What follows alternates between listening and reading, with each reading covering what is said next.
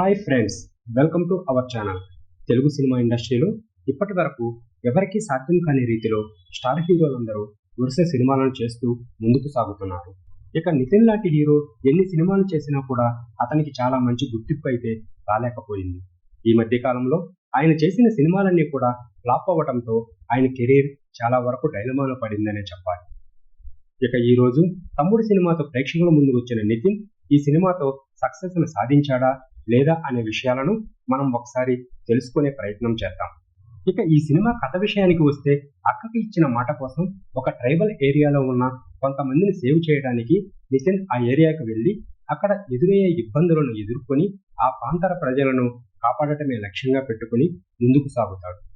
మరి ఈ క్రమంలో ఆయన వాళ్ళ అక్క మాటను నిలబెట్టాడా, ఆ ట్రైబల్ ఏరియా వాళ్ళు పడుతున్న ఇబ్బందులు ఏమిటి, వాళ్ళకు ఆయనకు మధ్య సంబంధం ఏమిటి అనే విషయాలు తెలియాలంటే ఈ సినిమా చూడాల్సిందే. ఇక ఈ సినిమా విశ్లేషణ విషయానికి వస్తే, ఈ సినిమాను దర్శకుడు Venu Sriram brother and sister sentiment తో రూపొందించాడు. గతంలో ఆయన చేసిన సినిమాలు లేడీస్ కి పెద్దపీట వేస్తూ ఉండటం విశేషం. ఇక రీసెంట్ గా జరిగిన ఒక మీటింగ్ లో కూడా ఆయన లేడీ ఎమోషన్స్ లేకుండా నేను కథలో రాయలేనని చెప్పాడు. ఇక ఈ కథ పేపర్ మీద బానే ఉంది, కానీ స్క్రీన్ మీదకు వచ్చేసరికి కొన్ని కన్ఫ్యూజన్స్ అయితే ఎదురైనట్టుగా తెలుస్తుంది. వేణు శ్రీరామ్ రాసుకున్న కథని చాలా క్లారిటీగా స్క్రీన్ మీద ప్రజెంట్ చేయటంలో చాలా వరకు విఫలమయ్యాడు. ఒక కథని పర్ఫెక్ట్ గా స్క్రీన్ మీద ప్రజెంట్ చేసేటప్పుడు మాత్రమే అది ఎలివేట్ అవుతుంది. కానీ దర్శకుడు స్క్రీన్ ప్లే విషయంలో ఇంకాస్త జాగ్రత్తలు తీసుకుని ఉంటే బాగుండేది.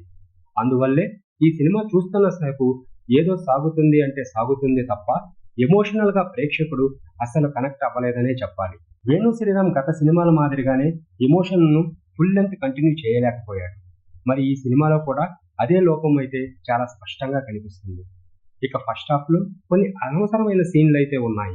కొన్ని యాక్షన్ సన్నివేశాలు, సెకండ్ హాఫ్ లో వచ్చే కొన్ని ఎమోషన్ సీన్స్ ప్రేక్షకులను కొంతవరకు కనెక్ట్ అయినప్పటికీ, దిల్ రాజు బ్యానర్ నుంచి సినిమా వస్తుందంటే దానికి ఒక స్టాండర్డ్ వాల్యూస్ అయితే ఉంటాయి.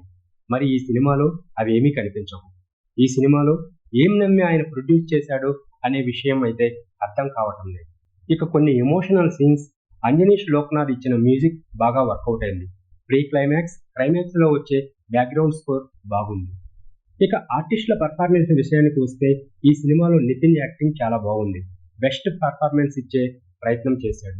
కానీ సినిమా ఎమోషనల్ గా ప్రేక్షకుడికి కనెక్ట్ అవ్వడం చాలా వరకు కష్టంగా మారి, క్యారెక్టర్ లో ఉన్న వేరియేషన్స్ అయితే చాలా బాగా చక్కగా ప్రజెంట్ చేసినా అది ప్రేక్షకుడికి పెద్దగా ఇంపాక్ట్ అయితే ఇవ్వలేదు.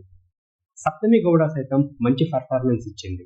విలన్ గా చేసిన సురభ సత్యదేవ్ నటన చాలా బాగుంది. కొన్ని సన్నివేశాల్లో అయితే అతని విలనిజం ప్రేక్షకుడిని భయపెట్టించాడనే చెప్పాలి.